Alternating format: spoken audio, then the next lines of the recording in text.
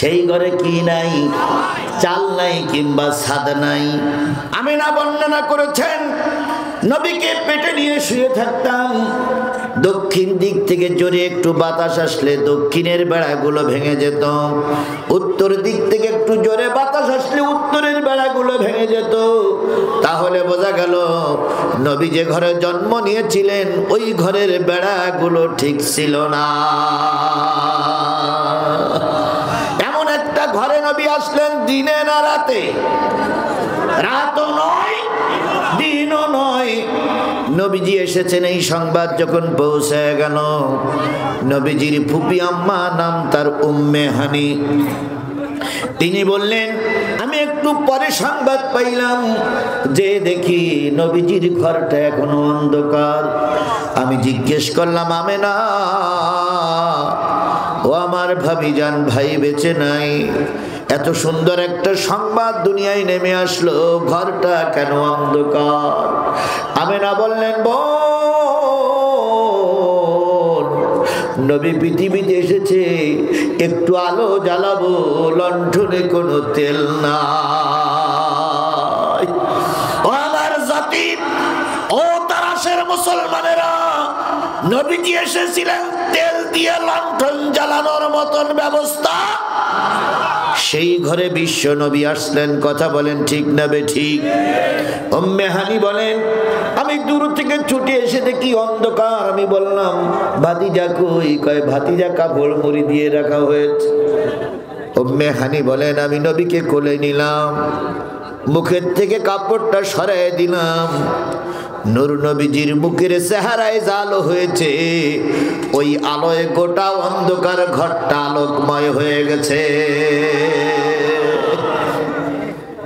উম্মে হানি বলেন, আমি নবীজির মুখের দিকে তাকালাম, তাকাই দেখি আল্লাহ নবীর মুখ দুটো বিড় বিড় বিড় বিড় করে নড়তেছে। আমি উম্মে হানি নবীজির ফুপি আম্মা, নবীজির মুখটা আমার কানের কাছে লাগালাম। কি বলতেছো ভাতিজা? কিছুই বোঝা যায় না। নবী যখন একটু বড় হয়েছিলেন তখন উম্মে হানি ফুপি আম্মা জিজ্ঞেস করেছিলেন, ভাতিজা জন্মের পরে তুমি কি বলেছিলে? নবীজি ফুপি আম্মার গলা জড়াই ধরে বলেছিলেন, ফুপি আম্মা জন্মের পরে কেঁদেছিলাম, রব্বি হাবলি উম্মতি, আয় আল্লাহ আমার গুনাহগার উম্মত গুলোরে মাফ করে দাও। ও আমার জাতি, তাহলে নবী জন্মের পরে কাঁদলেন কাদের জন্য? স্পষ্ট করে বললেন কাদের জন্য? আপনারা কি সেই উম্মত? আমরা কি সেই উম্মত? যারা দাঁড়িয়ে আছেন আপনারাই সেই নবীর উম্মত। কথা বলেন, আপনারা যারা দাঁড়িয়ে আছেন সেই নবীর উম্মত। তাহলে নবীর পরে নাজিলকৃত কোরআনের আলোচনা হচ্ছে, আপনারা দাঁড়ানো কেন? যদি সেই নবীর উম্মত হন তাহলে দাঁড়িয়ে আছেন কেন?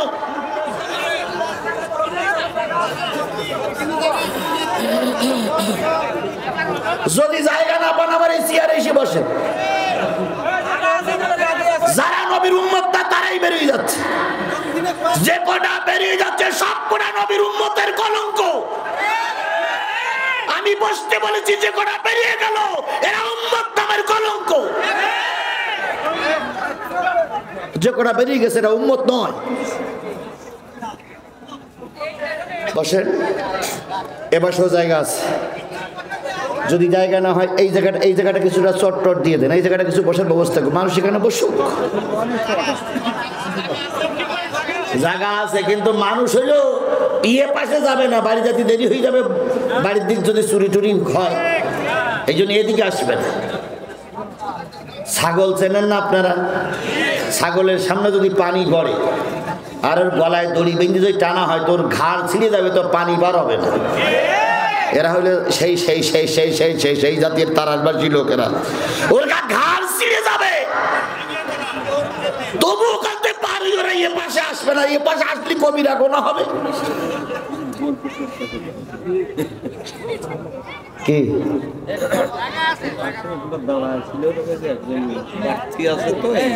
ও তা প্রার্থী আছে তো বসুক, না তো সমস্যা কি?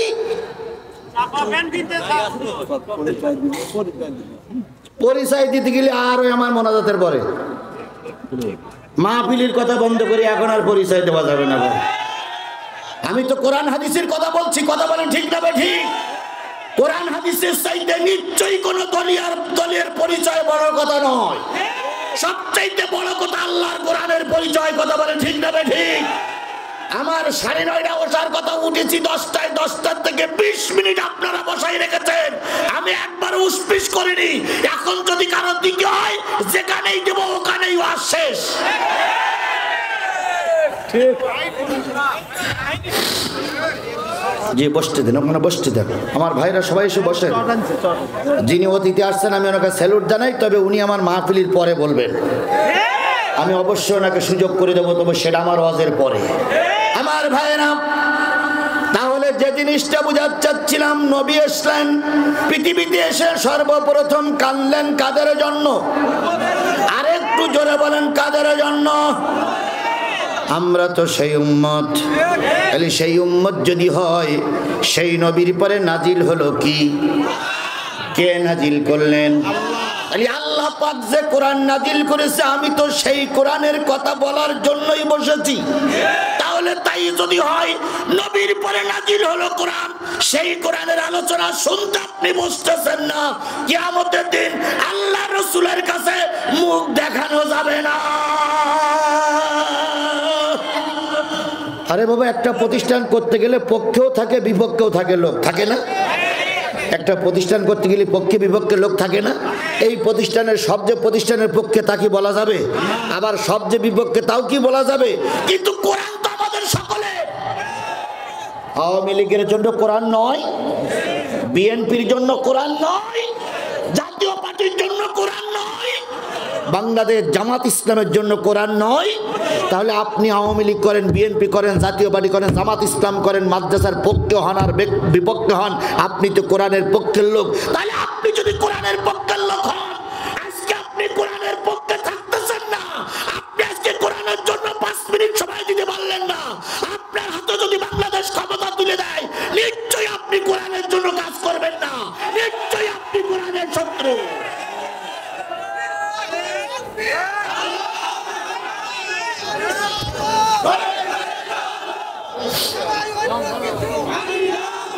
নেতারা আমাদের বসায় রেখে আধা ঘন্টা কথা বলে, আমরা নেতাদের কথা শুনি, আর আমরা আলোচনা করতে চাইলে আপনারা চলে যান। তাহলে আপনারা কোরআনের পক্ষে না বিপক্ষে জাতি জানতে চায়?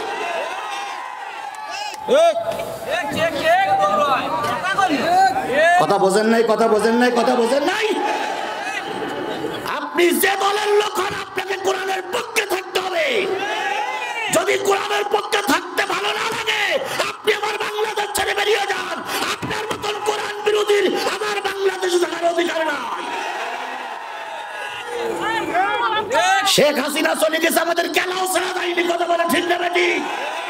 শেখ হাসিনা আবার আসবে আসবে করতেছে, মানে এসে দেখো ঠ্যাঙের কিনে জনগণ কি করে ছাড়ায়।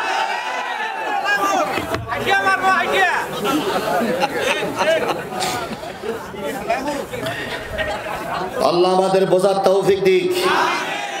বুঝলেন তো বোঝেন, না বুঝলেন তো কসু কসু কসু। তুমি বললু আমি চালাবো, না বললু আমি চালাবো। কারণ আমি কারোর কথা শুনে চালাই না, কারোর কথা শুনে বন্ধ করা বক্তা আমি নয়। গোটা বাংলাদেশে যখন কোন বক্তা সাহস দিয়ে কথা বলতে পারেনি, তখন আমি আমার হিম্মত দিয়ে, আল্লাহর রহমত দিয়ে ময়দানে ছিলাম। আমাকে মারার জন্য গোটা দেশের র্যাব, পুলিশ, গোয়েন্দা বিভাগের লোক আমার পিছনে রেখেছিল। আমার একটা কেন শান্তি শৃঙ্খলা বজায় রেখে দিন কায়েমের পরিবেশ হয়েছে।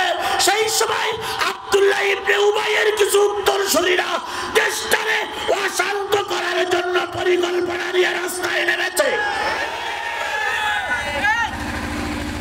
কথা ঠিক বললাম না বা ঠিক বেঠিক বললাম?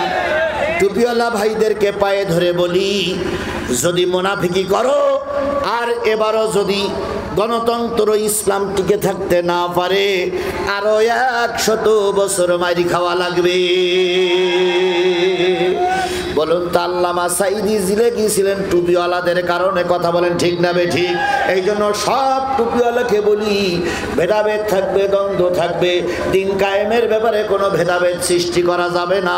ওয়াতাসিমু বিহাবলিল্লাহি জামিআন ওয়ালা তাফাররাকু, দিন কায়েমের ভিতরে কোনো মতপার্থক্য সৃষ্টি করা যাবে না।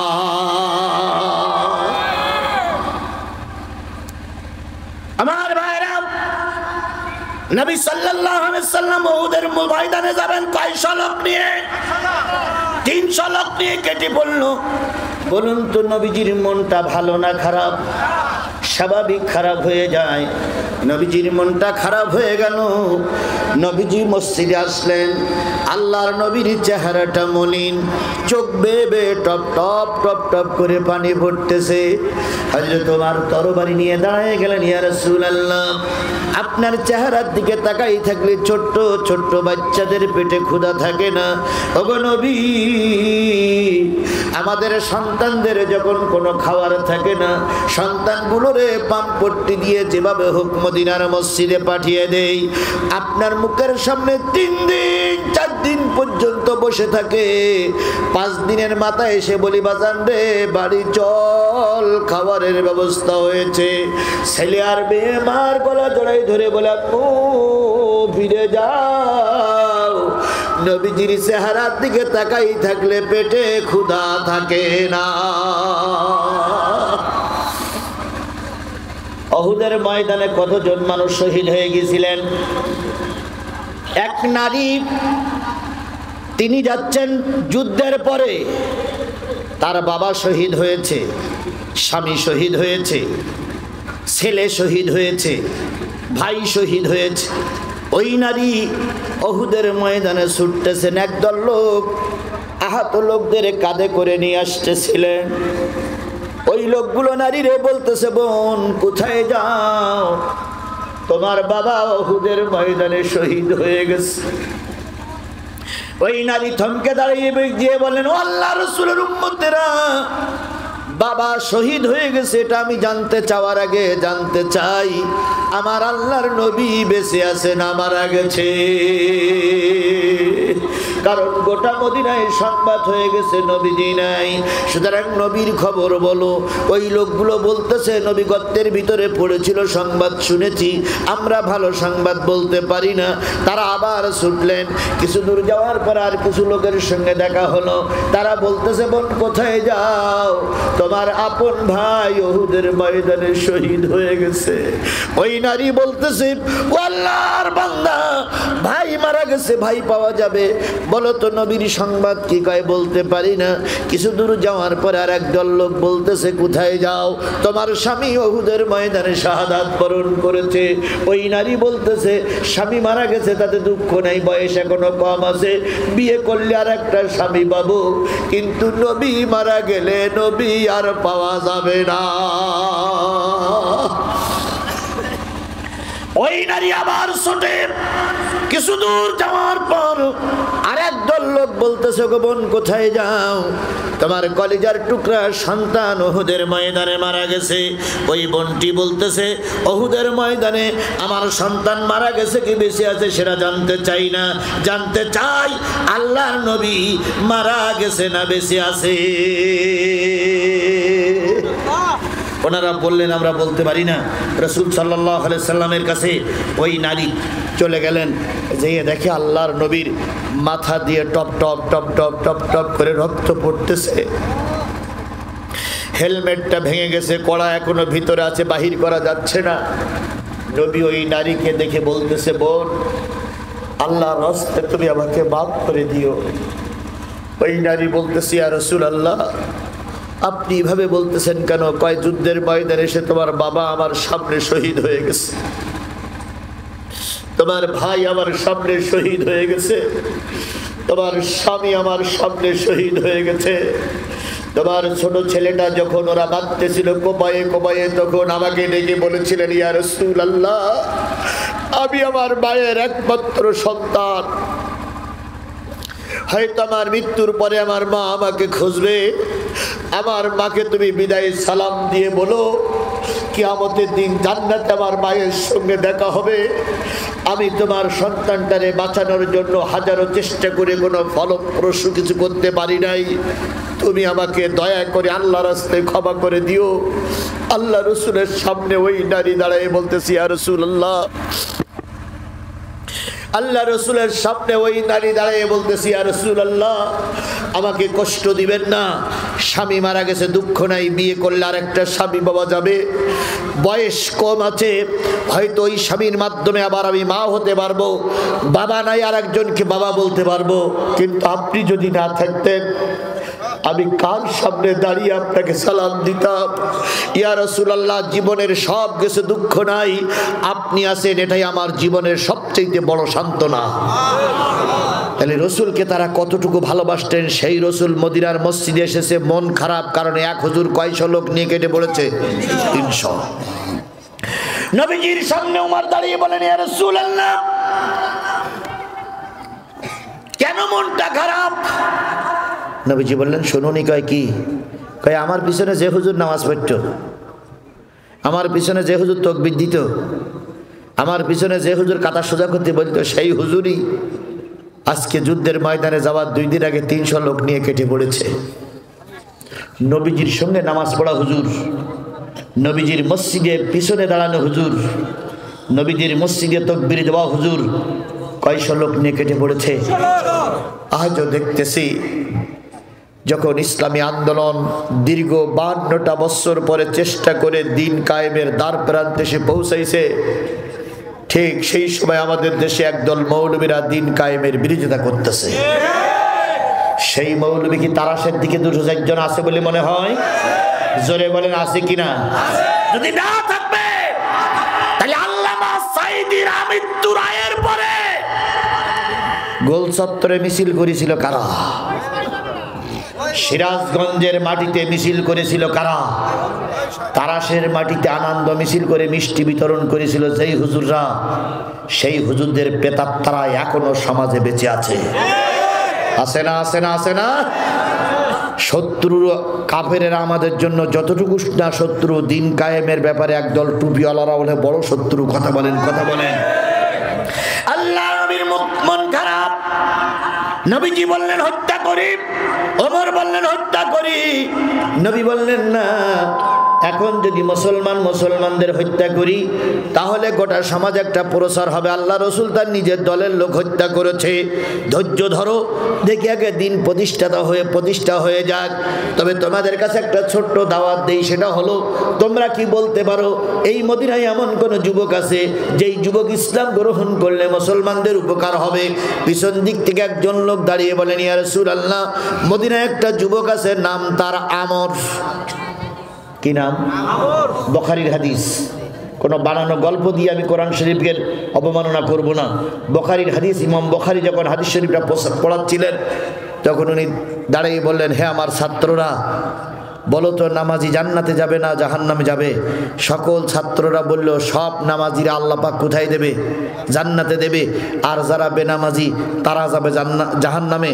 ইমাম বুখারী বললেন, একজন বেনামাজি যাবে আল্লাহর জান্নাতে। কয়জন? ব্যতিক্রম, একটা খেজুর গাছ যাবে জান্নাতে। এ কি মানুষ না ফেরেশতা? কজ্জাকুম মিনাল্লাহি নূর। আল্লাহ বললেন, আমি নূর, নবীকে নূর বানাই পাঠাইছি। চাঁদের আলোতে কলঙ্ক ছিল, আমার নবীর চেহারায় কোনো কলঙ্ক ছিল না। বুড়ি বলতেছে, কি মানুষ না ফেরেশতা? এই বাবা, তুমি কি জিবরাইলের ভাই? ভাই বলতেছে, না। তুমি কে? তুমি তো মানুষ না, তুমি তো ফেরেশতা। নবী বললেন, বুড়িমা, আমি মানুষ। আব্দুল্লাহর বেটা আমেনার গর্ভ থেকে আমি দুনিয়ার মুখ দেখেছি, আমি সেই মোহাম্মদ। বুড়ি তখন উপরে দাঁড়িয়ে বলতেছে, বাজান কি জন্য এসেছো? কই তুমি কি শুনুনি উহুদের যুদ্ধ হবে? বুড়ি বলতেছে, তা তো শুনেছি, আমার বাড়ি কেন? কই তোমার ছেলেটা একটু দাওয়াতি তাবলীগ করতে আসছি, তোমার ছেলে যদি কালেমাওয়ালা হয়, আগামীকালকের যুদ্ধে হয়, আগামীকাল পরশু দিনের যুদ্ধ হয়তো একটু উপকার হবে। বুড়ি তখন বলতেছে, বাজান তোমার চেহারা দেখে মনে হয়েছে তুমি একজন ভালো মানুষ, কিন্তু তুমি যদি আজকে আমার ছেলের সামনে পড়ো হয়তো অপমান করবে, তুমি ফিরে যাও, তুমি ফিরে যাও, আমার ছেলে বড়ই হিংস্র। নবীর সঙ্গে ছেলের কথা বলতে সুযোগ করে দিলেন না ওর মা। নবীজি তখন বললেন, বুড়িমা আমি যাচ্ছি, তবে আগামীকাল সকালবেলা আবারও আসবো। ছেলে যখনই যাগুক তাকে আমার কথাটা দাওয়াতটা পৌঁছাই দিয়ে যে আব্দুল্লাহর বেটা মোহাম্মদ এসেছিল, সে আগামীকাল আবার আসবে। বুড়ি নবীজির পিছনে পিছনে যাই। অনেক দূর যাওয়ার পরে বড় একটা টিলার পরে দাঁড়িয়ে নবী যখন চলে যায়, বুড়ি তখন চোখের পানি ফেলায় কাঁদে আর কয়, আল্লাহ নিশ্চয়ই এই লোকটা কখনো মানুষ খুনি হতে পারে না, এই লোকটা কখনো মানুষের মনে কষ্ট দিতে পারে না, এই লোকটার চরিত্র কখনো খারাপ হতে পারে না, নিশ্চয়ই আসমানের নিচে জমিনের উপরে এই লোকের চাইতে শ্রেষ্ঠ মানুষ আর না।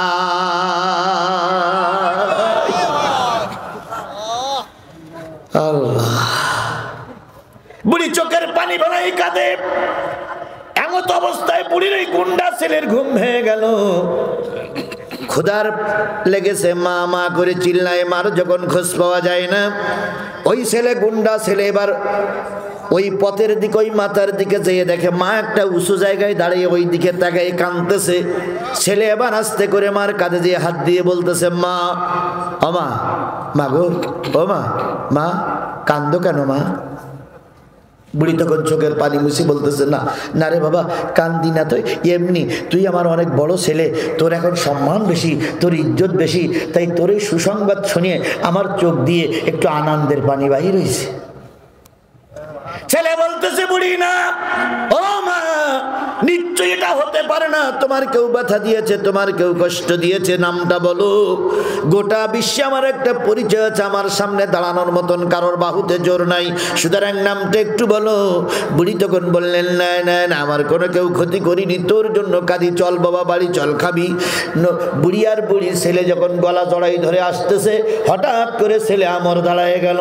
ও মা, মা আজকে আমাদের বাড়িটা তো আতর গোলাপের গন্ধে ভরপুর হয়ে গেল, কি করবা? ও মা, এত দামি আতর তুমি কোথা থেকে কিনেছো মা? তোমাকে কেউ উপহার দিয়ে গেছে মা এত দামি আতর? আমি এত দামি আতর কখনো নাকি শুকিনি। বুড়ি এতক্ষণ এই সুযোগটার অপেক্ষায় ছিল। বুড়ি বলতেছে, বাজান রে, এ আতর পৃথিবীর কোনো দোকানে বিক্রি হয় না, এ আতর কোটি কোটি টাকা দিয়ে কেনা যায় না, এ আতর স্বয়ং আল্লাহ পাক আসমান থেকে দুনিয়ায় পাঠিয়েছে। ও মা, আসমানের আতর তোমার কাছে আসলো কি করে? বুড়ি তখন বলতেছে, না রে বাবা, আসমানের আতর আমার কাছে আসি নাই, আসমানের আতর যার ভিতরে আছে তিনি এসেছিলেন। কয় তিনি কে? কয় বাজান বলতে পারি, তবে আমার মাথায় হাত দিয়ে শপথ করতে হবে, তার কোনো ক্ষতি করবি না, তার কোনো কষ্ট দিবি না, তার সঙ্গে বিয়াদবি করবি না, তাকে তুই কষ্ট দিবি না। এবার ছেলে বলতেছে, মা এত ভালো মানুষের কি কষ্ট দেওয়া যায়, তুমি দয়া করে নামটা বলো। বুড়ি তখন ছেলের বুকের ভিতরে জড়াই ধরে বলতেছে, বাজান রে, সেই লোকটির নাম হচ্ছে মুহাম্মদুর রাসূলুল্লাহ সাল্লাল্লাহু আলাইহি ওয়াসাল্লাম, তিনি হলেন বিশ্ব নবী। বিশ্ব নবীর আগমনে সেদিনের মানুষ পাগল ছিল। আজকে বিশ্ব নবীর যারা প্রকৃত বিশ্ব নবীর দাওয়াতি কাজ করছে, তাদের জন্য বাংলাদেশের মানুষও পাগল। এক সময় সাইদির জন্য দেশের মানুষ পাগল ছিল, কথা বলেন ঠিক না বেঠিক? সাইদি এখন নাই। সাইদির অবর্তমানে বাংলাদেশের সবচেয়ে জনপ্রিয় আলেমের নাম বলেন? মিজানুর রহমান আজারি।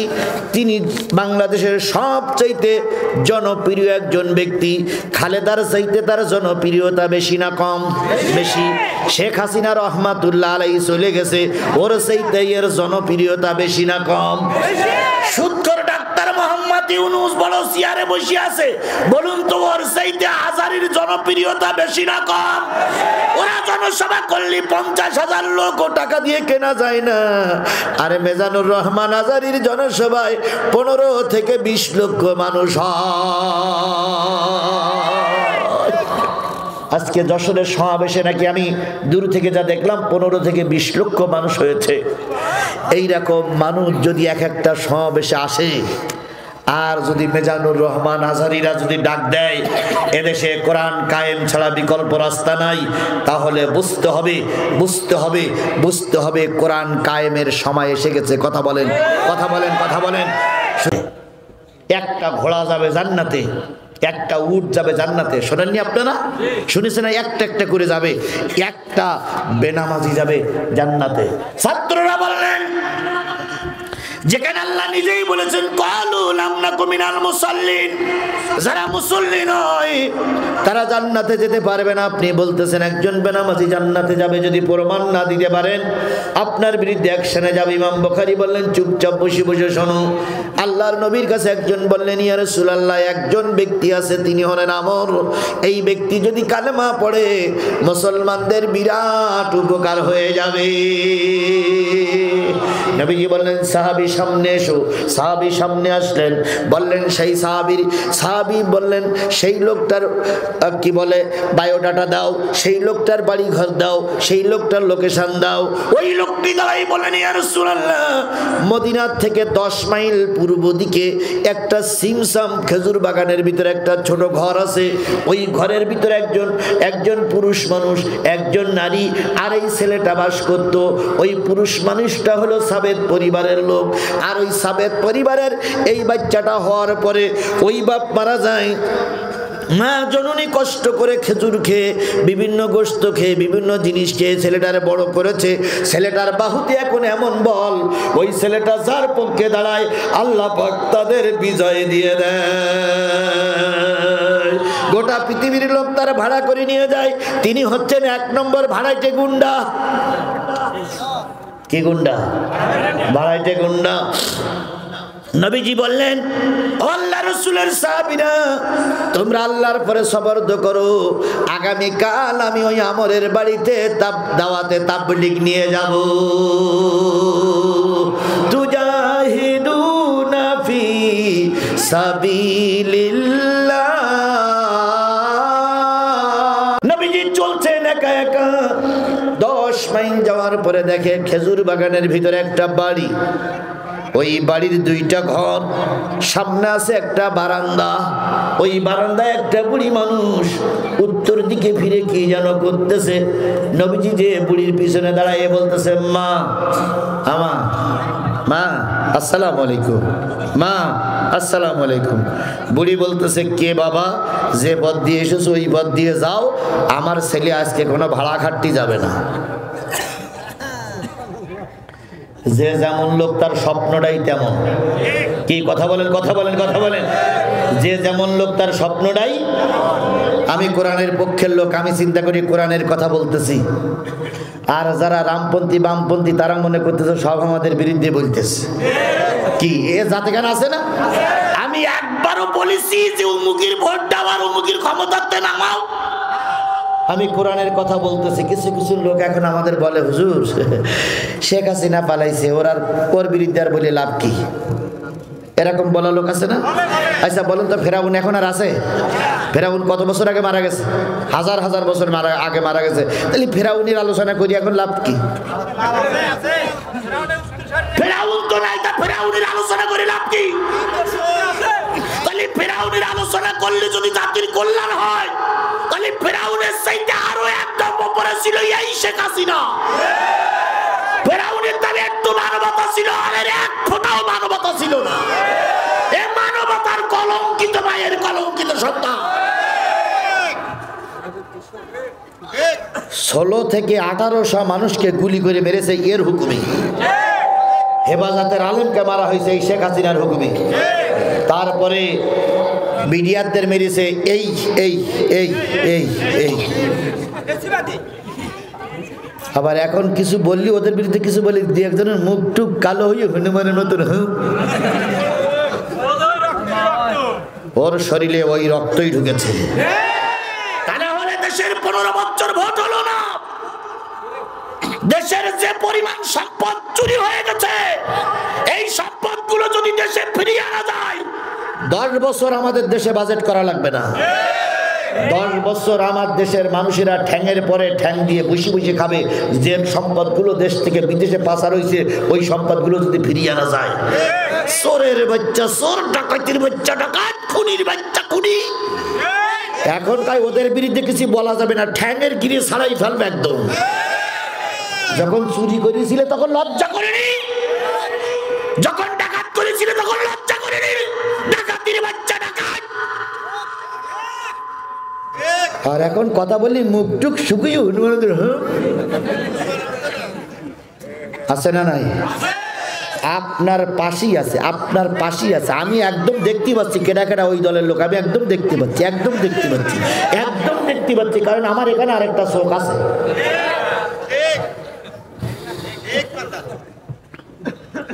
আমার ভাইয়েরা, যে যেমন লোক তার স্বপ্নটা বুড়ি চিন্তা করতেছে, মোহাম্মদ মনে হয় আমার ছেলেরে ভাড়া খাটাবে বলে নিয়ে আসছে।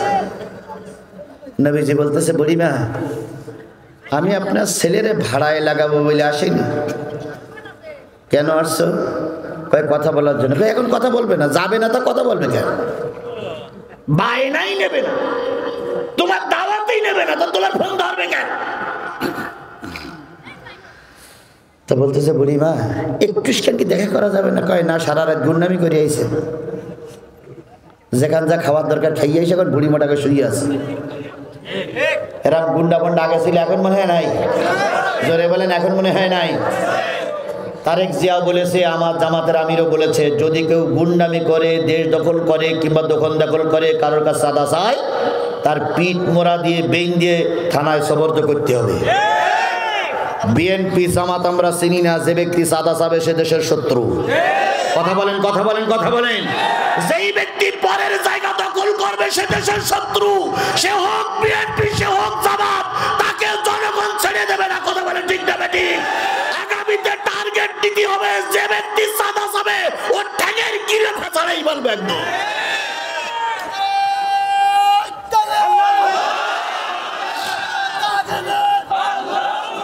এখনো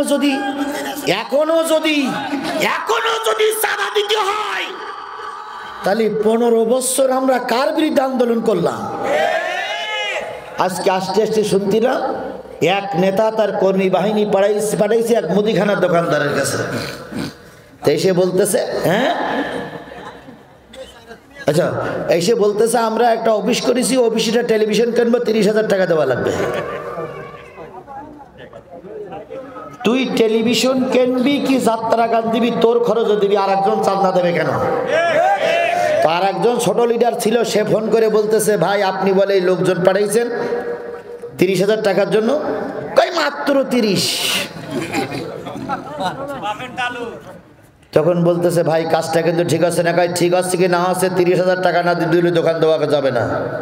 তখন এই ছোট নেতারা বলতেছে, ভাই এটা মগের মূল্যক না, কিন্তু আপনি টাকা চাবেন, আপনার অফিসে টেলিভিশন লাগবে, আপনার গাড়িতে দেন। একটা লোক মুদির দোকানদার করে, সে 30,000 টাকা দেবে কেন? নেতার সঙ্গে অনেক কথা কাটাকাটি হলো, সেটাও ভাইরাল হয়েছে। আপনারা বাড়িতে আজকে এটা খুঁজবেন, নেতার নাম পেয়ে যাবেন। আমি দয়া করে নেতার নাম বলবো না, কোন নেতা তাও বলবো না, শুধু এতটুকু বলি, এই যদি দেশের অবস্থা হয় তাহলে 16 থেকে 1800 মানুষ জীবন দিল কেন? কেন আমরা রক্ত দিলাম? কেন আমরা 20টা মামলা নিয়ে 300 দিন জেলে থাকলাম? কেন আইনা বলেছিলাম? সেই তাদের দাঁড়িয়ে যদি আবার আরেক দল, তাই জামাত হোক আর বিএনপি হোক, আবার যদি আরেক দল চাঁদাবাজি হয়, তাহলে দেশটা স্বাধীন করলাম কি জন্য? আমার কথা কি আপনারা বোঝেন না? বোঝেন না? এখানে কি কাউকে ডাইরেক্ট নাম ধরে কিছু বলা হচ্ছে? জামাত ইসলামের নেতা কর্মীরাও যদি চাঁদা চায়, তোমার জামাত ইসলাম করার দরকার নেই। তোমার মতন খুঁজে নেতা, তোমার মতন ফুটো নেতা জামাতের দলের দরকার নেই। বিএনপির যদি কোনো লোক চাঁদা চায়, তারেক জিয়া স্পষ্ট করেছে সে বিএনপির কেউ নয়। সুতরাং এই ছাগলের 3 নম্বর বাচ্চাদের যেখানে পাবেন সেখানে পিটাই পুলিশই নেবে।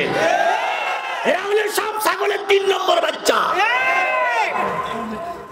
ছাগলের 3 নম্বর বাচ্চা বোঝেন আপনারা? ছাগলের সাধারণত বাচ্চা হয় কয়টা? ছাগলের সাধারণত বাচ্চা হয় কয়টা? আর ছাগলের বাট হয় কয়টা? 2টা।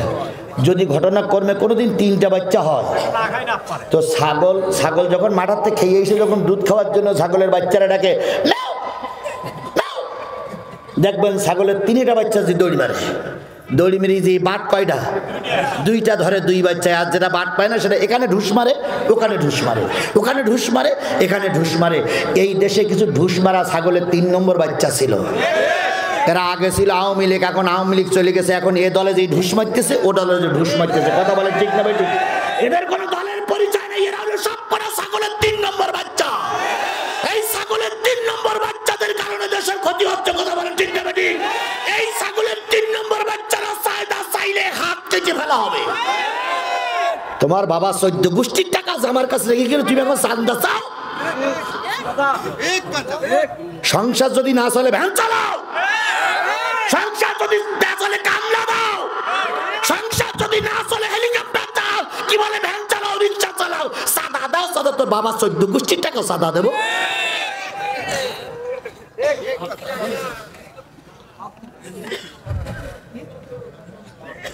আপনারা আমার পর খেপে যাচ্ছেন, কারা কারা হাত তোলেন তো?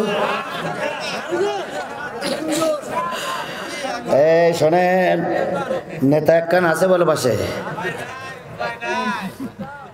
কারো থাকার দরকার নেই। আমার সঙ্গে কে আছে? আরো জোরে বলেন, কে আছে? আল্লাহ আছে। আল্লাহ যদি থাকে তার কারো কোনো ভয় আছে? নবীজি বললেন, বুড়িমা একটু ডেকে দাও। বুড়ি কয় হবে না। নবীজি আস্তে করে পাক মেরে সামনে যেয়ে বলতেছে, বুড়িমা আসসালামু আলাইকুম। বুড়ি চাউল ঝাড়ু দেওয়া বন্ধ করে মোহাম্মদের মাথার থেকে পা পর্যন্ত তাকাই বলতেছে,